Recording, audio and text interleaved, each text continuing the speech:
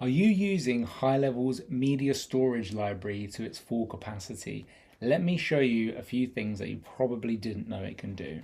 So first of all, if you go into media storage, then you've got this drop down here where you've got a few new options. You've got backgrounds, which is going to give you some nice gradient backgrounds that you could use for social media or on your website. You can simply download them, or you can press copy and they're going to copy them to the clipboard.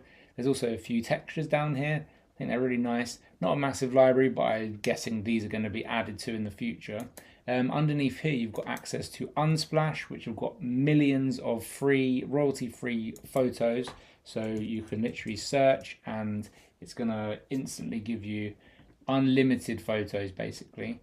So what you can do here is you can click the three dots and then you can go add image to my media, and that's going to add that into your media storage, and from there you can copy the link, download it and send it wherever you want, which is really handy.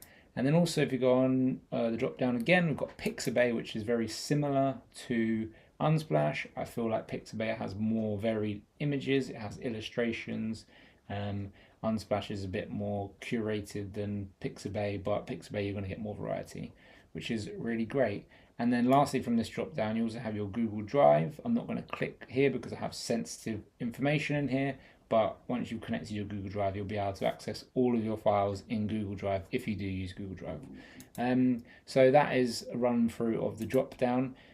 So I've not been using the media storage library to its full effect for very long, hence the reason why I only have 7 items in here, but I am using it a lot. I've been using it a lot this week, which is why I felt compelled to make this video.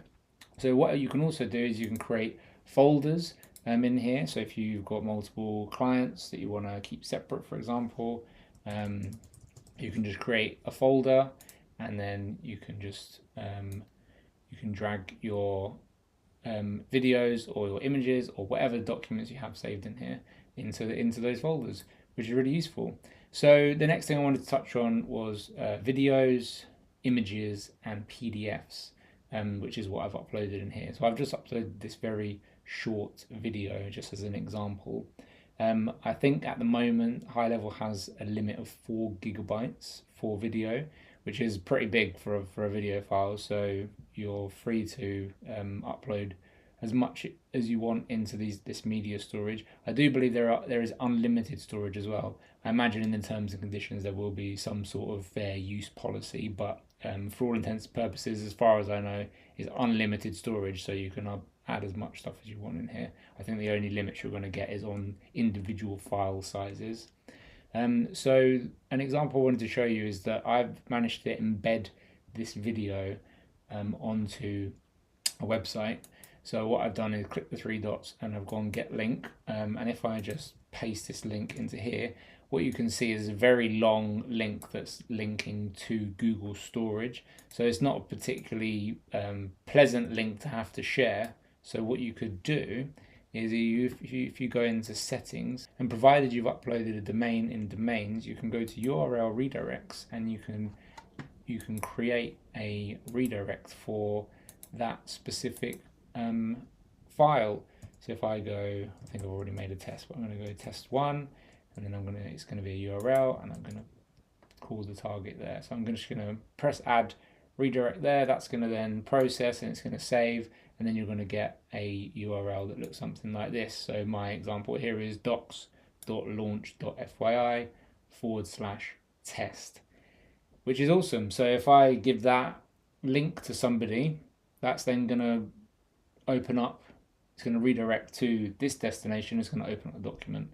So that's really cool for like sending to clients if you don't want to give them this long, like awful looking URL. So if I go back to media storage, so getting onto my video point, get link, and then I've created a demo site here. This is using the web platform Card, if you're familiar, and I've just created a very short video embed code here, which I actually did with ChatGPT. So I just said, here is the link, make this into a video so it will display on a website. And what I've also done is I've taken this still image here and I've created a an entry slideshow for this website, something that I was working on for a client that they requested.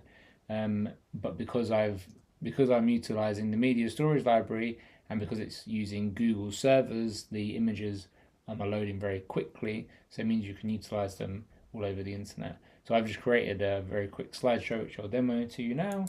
So this is pulling in the image from the Google media storage, and then it's just displaying it on this website. And I've just created this slideshow with some simple code.